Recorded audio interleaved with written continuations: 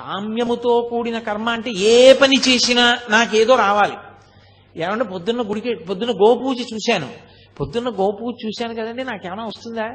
వెంటనే ఓ 10 రూపాయలు కలిసి వచ్చేస్తాయా అని అడిగాను అనుకోండి, ఏమవుతుంది? 10 రూపాయలు ఇచ్చేశారు, పరమేశ్వరుడు 10 రూపాయలు అలాగో అలా కలిసి వచ్చేటట్టు చేశాడు.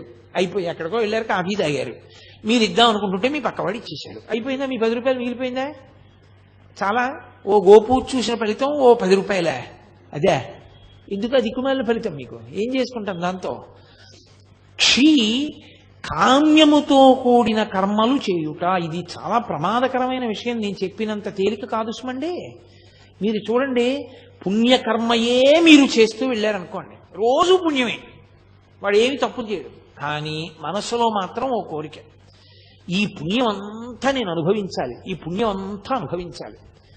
ఇంత పుణ్యం చేసేసాడు, విపరీతంగా చేసేసాడు, చచ్చిపోయాడు, అయిపోయింది, శరీరం పడిపోయింది.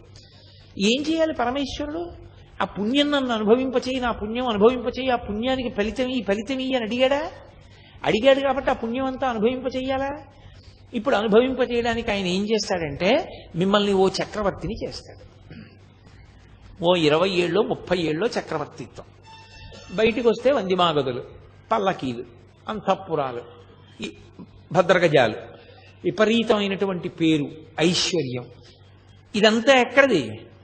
80 ఏళ్ళు చేసిన పుణ్యం 20 ఏళ్ల చక్రవర్తిత్వంలో అయిపోయింది, సున్నా.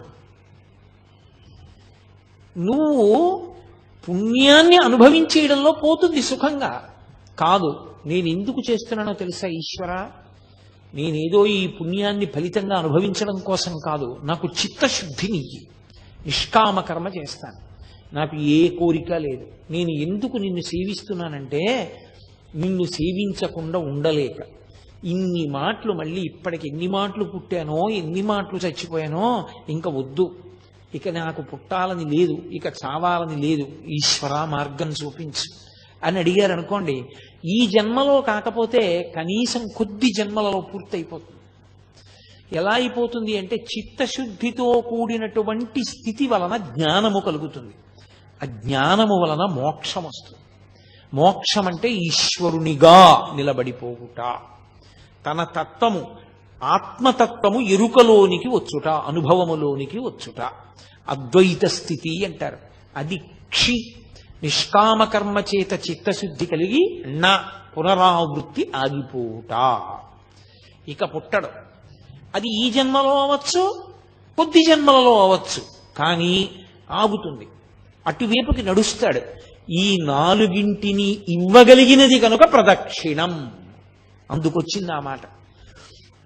కాబట్టి అది చిన్న చిన్న కోరికలు కోరుకుని ప్రదక్షిణం చెయ్యకు, నీకు అద్భుతమైన స్థితిని కల్పించగలదు. అందుకని నిష్కామముగా ఏ కోరిక లేకుండా ఆ క్షేత్రంలో స్థూల శివుని యొక్క రూపంలో ఉన్నటువంటి కొండకి గిరి ప్రదక్షిణం చెయ్యి అని. కాబట్టి ఆ ప్రదక్షిణ తత్వము అంత గొప్పదై కూర్చుంది. ఈ ప్రదక్షిణం చేయడంలో ఏ కారణానికి చేయనివ్వండి, బుద్ధి ఉందనుకోండి, ప్రదక్షిణ తత్వం అర్థమవుతుంది. ఒక్కొక్కసారి బుద్ధి ఉండదు, ఆ ప్రాణికి తనంత తానుగా బుద్ధి ఉన్న ప్రాణి కాదు, కానీ అది ఎందుకో పరిగెత్తింది కొండ చుట్టూ. బుద్ధి లేని ప్రాణైనా దానికి ప్రదక్షిణం యొక్క విలువ తెలుసుకునే అవకాశం దాని ఉపాధికి లేకపోయినా అది పరిగెత్తింది కాబట్టి పరమేశ్వరుడు ఫలితం ఇస్తాడు. అది స్థూల శివుడుగా ఆయన రావడం వల్ల లోకానికి కలిగినటువంటి మహోపకారం. అలా ఆర్తి కలిగిన వాళ్ళకి చిన్న చిన్న విషయాల దగ్గర నుంచి పెద్ద పెద్ద విషయాల వరకు ఆయన అనుగ్రహించాడు ఆ ప్రదక్షిణ తత్వంలో. అందుకే కామ్యమునందు కూడా మీకు ప్రత్యేకంగా కోరి ప్రదక్షిణం చెయ్యక్కర్లేదు. ఆదివారం నాడు ప్రదక్షిణం చేశాడనుకోండి, ఆదివారం నాడు ప్రదక్షిణం చేసి వచ్చేస్తే సూర్యమండలాన్ని భేదిస్తాడు జీవుడు. శరీరం పడిపోయిన తర్వాత శరీర పతనానంతరము సూర్యమండలాన్ని ఛేదించి కైలాసంలో శివలోకానికి వెళ్ళి శివ సాన్నిధ్యమును పొందుతాడు. ఒక సోమవారం నాడు ప్రదక్షిణం చేశాడనుకోండి, జరామృత్యువులను దాటతాడు. జరామృత్యువు అంటే వృద్ధాప్యము, మృత్యువు. ఇదొక చిత్రమైనటువంటి విషయం. చాలా మంది త్రిదళం త్రిగుణాకారం త్రినేత్రంచ త్రియాయుధం అంటుంటారు. కానీ అలా లేదు. అసలు యథార్థ పాఠం త్రియాయుషం అనుంది. త్రియాయుషం ఏకబిల్వం శివార్పణం. త్రియాయుషం అంటే 3 రకములైన ఆయుర్దాయాల్ని కోరుతారు. నేను వృద్ధాప్యాన్ని చూడాలని నేను కోరుకోవాలి. బాల్యము, కౌమారము, యవ్వనము దాటి నేను వార్ధక్యాన్ని చూడాలి అని అడగాలి. ఎందుకో తెలుసా? వార్ధక్యాన్ని చూడలేదు అంటే అపమృత్యువు. నా మనవల్ని ఎలా చూస్తాను? నా మనవల్ని చూసేశాను అనుకోండి, నేను నా 2వ తరాన్ని చూసేశాను. 2 తరాలు చూసేశాను అంటే లౌకికంగా నేను నా ఆయుర్దాయం చేత పరిపూర్ణంగా వంశంలో ప్రధానమైన మలుపులు చూసేశాను. ఇప్పుడు నేను వానప్రస్థానికి, ఈశ్వరుణ్ణి చేరుకోవడానికి, తపస్సు చేసుకోవడానికి వెళ్ళవచ్చు, అర్హత పొందుతాను. ముందే పడిపోయిందనుకోండి శరీరం, అసలు ఇంకా కొడుకు లేడు, కొడుకుని చూడలేదు, తను చెయ్యవలసిన కర్తవ్యాలు పూర్తి చేయలేదు, అది అపమృత్యు దోషం అంటారు దాన్ని. అలా పడిపోకూడదు శరీరం. కాబట్టి అపమృత్యు దోషం పోవాలి అంటే జరా అంటే వృద్ధాప్యమునందు చింతతో అమ్మో ఇది పడిపోతుందేమో, అమ్మో ఇది పడిపోతుందేమో, అమ్మో ఇది పడిపోతుందేమో అని బెంగతో కాకుండా అమ్మో ఇది పడిపోకముందే చేసేయాలనేటటువంటి తాపత్రంతో చెయ్యగలిగినటువంటి స్థితిని పొంది తదనంతరము ఇక మళ్ళీ ఇంకొకసారి చావవలసిన అవసరం ఉండదు. అది ఆఖరి చావు. అంటే ఇంకోసారి పుట్టదని గుర్తు. పుడితే కదా చావడం. అది ఆఖరి వృద్ధాప్యం. ఆ ఆఖరి వృద్ధాప్యం భయంతో ఉండదు. ఆ ఆఖరి వృద్ధాప్యం త్వరతో ఉంటుంది. జుట్టు తెల్లబడిపోతోంది, 60 వచ్చేసాయి, చేసేయాలి గబగబా మంచి కార్యక్రమాలన్నీ. ఈ పాటి ఓపికండగా సంధిబంధములు సడలిపోకముందే ఈశ్వరారాధన చేసేయాలి, ఈశ్వరుడిచ్చిన సమయాన్ని సాధ్యమైనంత వెచ్చించేయాలి అని త్వర కలిగి భగవదారాధన యందు మగ్నుడవుతాడు. మగ్నుడై ఆ భావనతో భావనతో భావనతో భావనతో ఉన్న కారణం చేత శరీరం పడిపోతున్నప్పుడు కూడా పటికి బెల్లం తిన్న నోరులా ఆ పారవస్యంతో పడిపోతాడు. పడిపోయిన కారణం చేత భగవంతుని యొక్క స్మరణలతోనే వెళ్ళిపోయాడు కాబట్టి ఇక మళ్ళీ రాడు కాబట్టి ఇక ఇంకొకసారి చావడు, ఇంకొకసారి పుట్టుక లేదు, ఇంకొకసారి మరణము లేదు.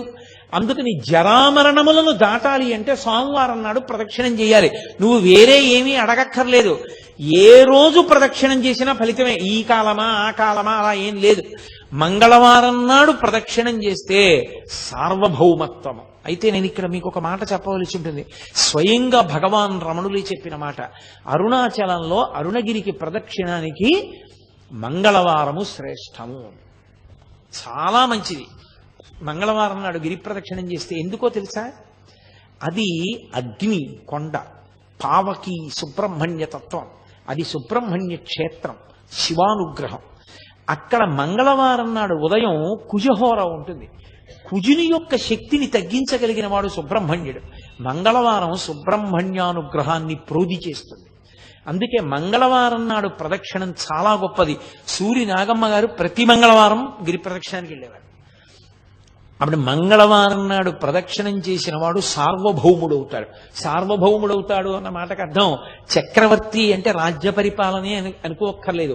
భక్తి సార్వభౌముడు కావచ్చు, వైరాగ్య సార్వభౌముడు కావచ్చు, జ్ఞాన సార్వభౌముడు కావచ్చు. కాబట్టి మంగళవారం నాటి ప్రదక్షిణం సార్వభౌమత్వాన్ని ఇస్తుంది. బుధవారం నాడు గిరి ప్రదక్షిణం చేసినటువంటి వాడికి అపారమైనటువంటి పాండిత్యం అవ్వుతుంది. పాండిత్యం అంటే ఏవో కొన్ని పద్యాలు కొన్ని శ్లోకాలు చెప్పడం అనుకుంటున్నారేమో, కాదు. పండాహ అంటే భగవంతుని యొక్క జ్ఞానము కలుగుట. భగవద్జ్ఞానము కలగాలి అంటే తనంత తానుగా లోపల పొటమరించాలి అంటే బుధవారం నాడు ప్రదక్షిణం చెయ్యాలి. గురువారం నాడు నియమంగా అరుణాచలానికి ప్రదక్షిణం చేసిన వాడు లోకగురువు అవుతాడు. అంటే జగద్గురు స్థానాన్ని పొందుతాడు. అంతటి మహానుభావుడు అవుతాడు. అంటే బహుశః లోకం కోసం పుట్టిన కారణజన్ముడే తప్ప కర్మ అనుభవించడానికి పుట్టిన జన్మ కాదది. అటువంటి స్థితిని పొందుతాడు.